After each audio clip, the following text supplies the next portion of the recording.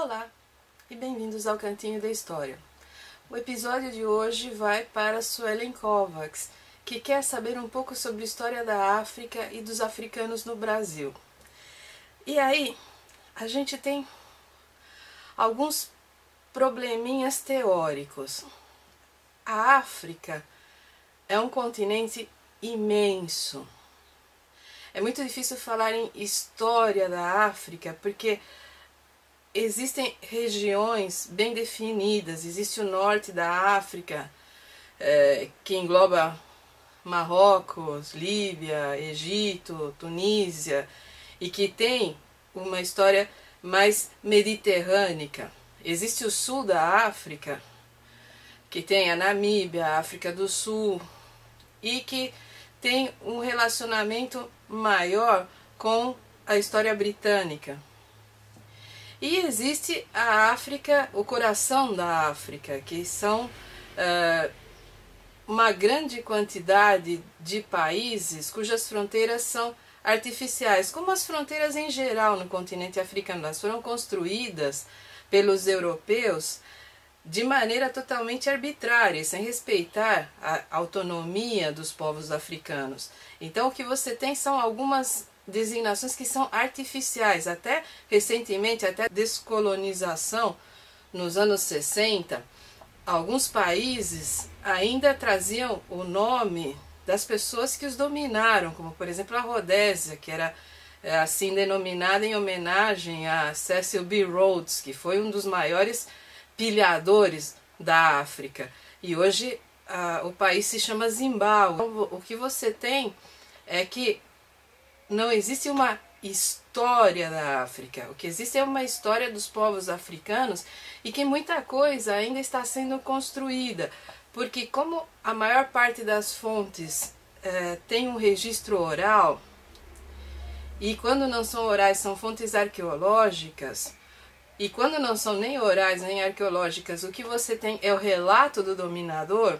Para se chegar a uma história dos povos africanos, é necessário mudar muitos paradigmas teóricos, é necessário olhar para essas fontes com um olhar diferente.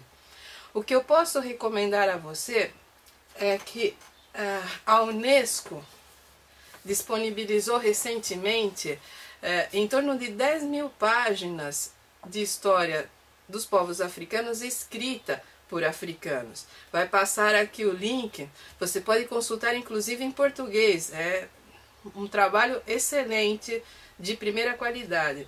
Existe também, e esse aqui você encontra em algumas livrarias, África Negra, História e Civilizações, em 2 volumes. O primeiro vai até o século XVIII e o segundo, como você vê, vai do século XIX até a atualidade, e ele é bem mais grosso, evidentemente, porque as fontes são diferentes.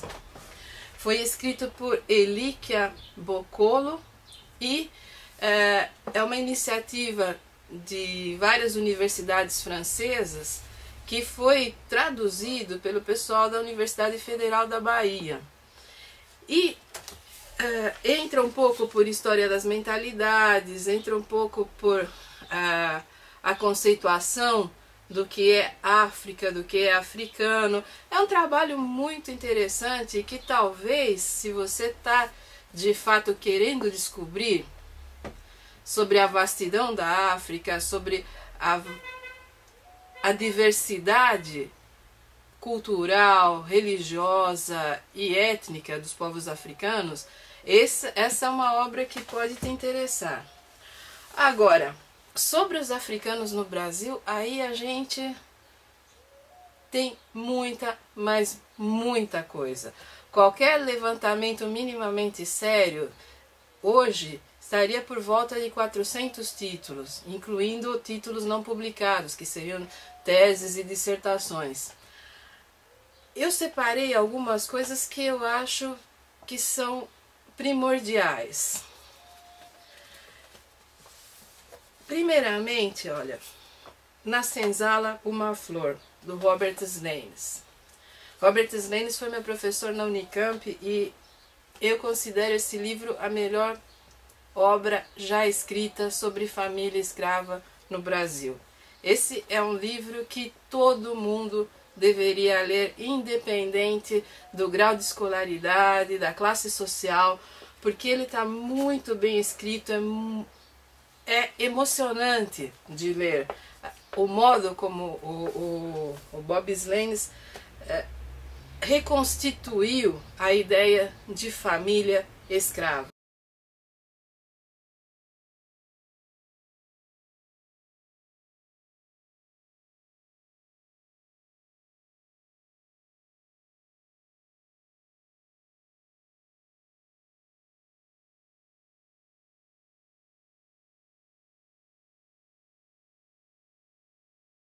E o que o Sloanes faz é ler a documentação de um outro ponto de vista. Existe um momento divisor na historiografia norte-americana e que teve suas repercussões na historiografia brasileira no que se refere à escravidão, que é o livro Roll, Jordan Roll, do Eugene Genovese, que em um determinado momento o Genovese era um historiador marxista e olhava para o escravo como uma variante a mais no sistema econômico.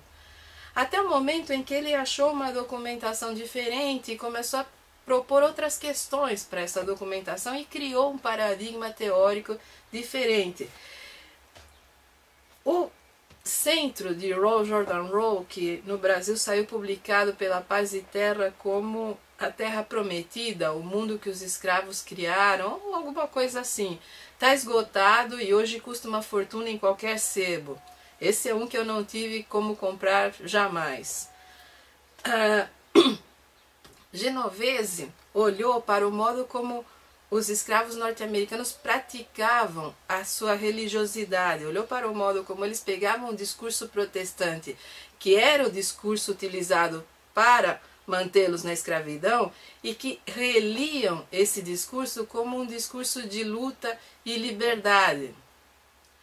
No lugar onde os senhores olhavam e viam lá no Levítico o direito de escravizar um outro ser humano, os escravos se identificavam com Moisés, que levou seu povo à terra prometida, e usavam esse cristianismo protestante como uma identidade comum na procura da liberdade.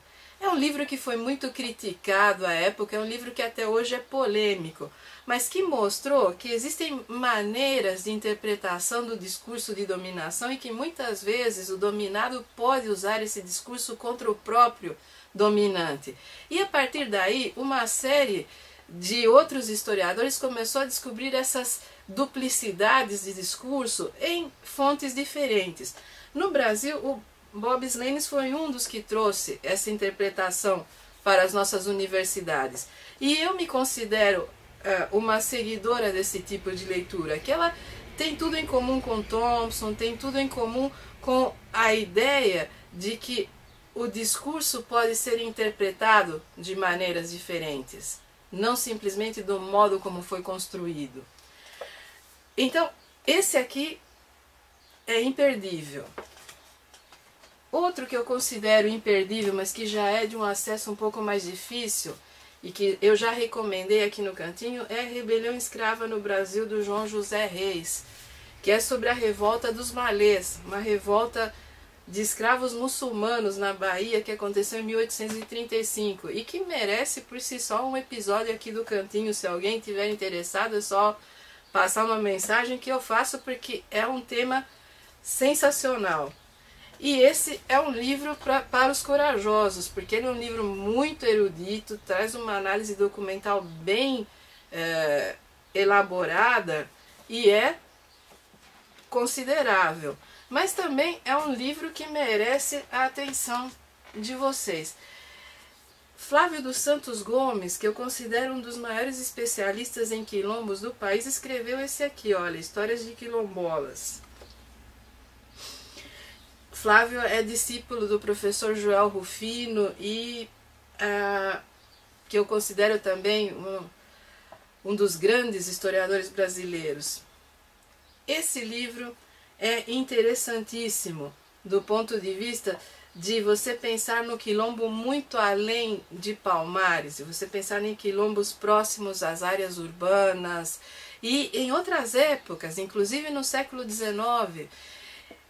Eu mesma me deparei, quando fiz a minha dissertação de mestrado, com relatos de quilombo itinerante aqui na região do Oeste Velho Paulista. Quer dizer, um quilombo itinerante seria um grupo de pessoas nômades que estariam fugitivas das autoridades, e que é um conceito extremamente interessante de ser explorado. Pena que eu só consegui um documento que relatava essa experiência.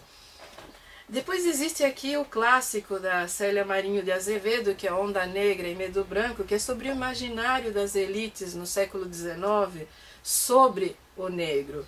E é um livro que hoje está bastante datado, mas que é importante ainda ser lido. Aqui tem o Orfeu de Carapinha, da Elciene Azevedo, que é sobre a obra e a trajetória do Luiz Gama, que foi o advogado negro, que é uma das figuras mais interessantes do século XIX. É um bonzinho, mas faltou para Elciene um pouco a perspectiva do direito, né? Porque a trajetória do Luiz Gama, ela adquire um sentido maior quando se pensa em como o direito era praticado à época em que ele militou nos tribunais aqui de São Paulo e de Campinas. Então, mesmo assim, vale a pena ler. Eduardo Silva escreveu Dom Obá II da África, o Príncipe do Povo, que é sobre uma figura bem folclórica da corte do Segundo Reinado, um sujeito que se dizia príncipe africano e que frequentava o imperador Dom Pedro II. Esse livro é um pouco como é o pensamento de um homem livre, de cor, como se dizia na época, né? Que para os que se assustam com a linguagem dos documentos, eu quero lembrar que o politicamente correto tem menos de 30 anos de vigência na nossa sociedade. No século XIX se dava às pessoas e às coisas o nome que elas tinham, por mais ofensivo que fosse. Então, cuidado ao ler esse tipo de obra e ficar atribuindo racismo onde não existe. Para isso eu recomendo o Espetáculo das Raças, da Lilia Schwartz, que é um levantamento e análise das teorias racistas e raciais no Brasil entre 1870 e 1930.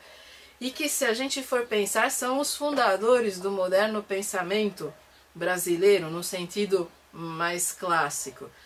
Levamos mais de 50 anos para nos livrar de muitas dessas ideias medonhas e algumas ainda estão em vigência na cultura popular. George Reed Andrews, que é um brasilianista, escreveu Negros e Brancos em São Paulo entre 1888 e 1988. E esse é um levantamento mais sobre o pós-escravidão, o tipo de inserção social dos negros no período republicano e as heranças da escravidão, que pode interessar a quem quer entender o sistema de cotas, a quem quer entender por que dessa dívida que a nossa sociedade tem com a população negra. Stuart Schwartz escreveu Segredos Internos, Engenhos e Escravos no Brasil Colonial, que é um livro mais voltado para a história econômica e que trabalha também com leituras alternativas de documentação. Esse é um livro pesado de ler, porque tem muito gráfico, muita estatística e uma interpretação, além de uma letra minúscula, uma interpretação muito econômica da história. Mas é importante para quem se interessa pela mentalidade dos senhores de engenho e pelo modo como isso influenciou toda a política brasileira ao longo do período colonial. Que não dá para esquecer que, embora a gente estivesse atrelado a Portugal, existia uma política local, e essa política local era feita pelos grandes proprietários de terra, pelos senhores de engenho. Finalmente, existem dois aqui que, lado a lado com essas obras que são de mais destaque, que tem um registro maior, existe toda uma produção monográfica, eu diria, que são dissertações de mestrado, monografias feitas para como trabalhos finais de iniciação científica na FAPESP, no CNPq, e que muitas não chegam a ser publicadas. Algumas estão em PDF na internet, outras estão nos bancos de teses e dissertações, mas que muitos desses livros devem uma parte da sua pesquisa às monografias feitas pelos alunos, que às vezes se tornam auxiliares desses professores, às vezes acabam colaborando com essas obras maiores. E nesse ponto, o que eu tenho aqui é a Regina Célia Xavier, A Conquista da Liberdade, que é um trabalho, é uma dissertação de mestrado e é interessantíssimo. Esse trabalho conta a história do Lugero, que era um escravo que vivia como se liberto fosse. Ele administrava os bens do proprietário porque o proprietário era portador de uma doença estigmatizada socialmente. E como não podia se locomover por aí, era o seu escravo que administrava um hotel, que fazia às vezes do seu contador, gerente e tudo mais, e que a lei não permitiria que um escravo gerisse bens, mas isso aconteceu.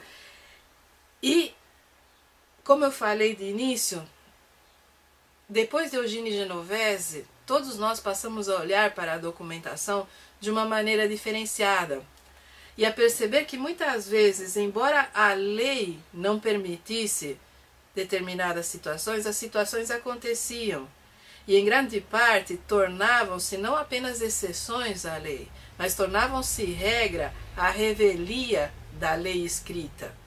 E posteriormente, devido à pressão desse grande número de exceções que quase virava uma regra, a lei precisava ser reescrita.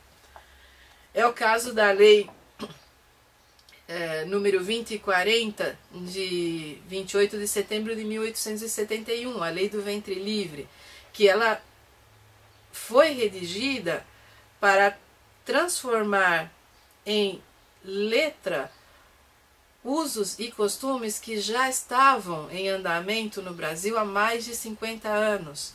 As liberdades condicionais, a libertação à pia batismal, a única coisa nova que a lei do ventre livre traz é exatamente essa, de libertar o ventre das escravas, de dizer que a partir daí ninguém mais nasceria escravo no Brasil. Mas o resto da lei, ela só serve para regulamentar costumes que já existiam. O último trabalho que eu vou falar um pouco é o meu, que é a minha dissertação de mestrado, Ingênuos e Libertos, que é exatamente sobre as crianças do ventre livre e sobre a formação dessas famílias. Eu descobri, pesquisando nos arquivos, que havia uma brecha nessa lei 2040 que permitia que os proprietários das mães continuassem explorando o trabalho das crianças ingênuas, porque a lei permitia que eles se tornassem tutores dessas crianças, e como a tutela é regulamentada não no grupo de leis que dizem respeito à escravidão, mas no grupo de leis que dizem respeito às pessoas livres, quando a Lei Áurea foi promulgada, ela não revogou esses vínculos tutelares. Então, em 1888, quando as famílias tentaram se reunir após o fim da escravidão, descobriram que as crianças que tinham nascido livres não poderiam se reunir aos pais porque estavam sob a tutela de ex-proprietários e outras pessoas da sociedade. E o meu livro é uma tentativa bem modesta de recuperar algumas dessas histórias e de como as famílias dos ex-escravos foram à justiça reivindicar a tutela dos seus próprios filhos e tentaram exercer o pátrio poder que finalmente lhes tinha sido definido em lei. Se eu pudesse reescrever, e eu não posso, porque hoje os direitos autorais pertencem à editora da Unicamp, hoje ele teria provavelmente 2 vezes mais esse tamanho, porque eu fui encontrando ao longo do tempo mais documentos e descobrindo mais situações. Mas para quem se interessa é um bom começo. Não é um trabalho que me envergonhe, pelo contrário, eu me sinto muito honrada de ter recuperado essas histórias de pessoas tão interessantes. Então, você pode ver perfeitamente, Suelen, que não é fácil falar da história dos africanos no Brasil. E não é fácil porque eu tenho a impressão de que não só você, mas a maioria das pessoas que estiver assistindo esse vídeo jamais ouviu falar de qualquer desses trabalhos, jamais ouviu falar de muitos desses professores. Nos últimos 30 anos há uma obra sólida, tanto teórica, quanto conceitualmente, quanto do ponto de vista documental, que reescreve totalmente a história dos africanos no Brasil e que mostra que eles não foram passivos, que eles lutaram por seus direitos, que eles tiveram uma vivência familiar rica, que eles não eram inferiores em hipótese alguma e que todas as ideias racistas são datadas, que elas têm uma origem e têm uma finalidade social muito bem definida. Mas isso aqui não chegou ao material didático.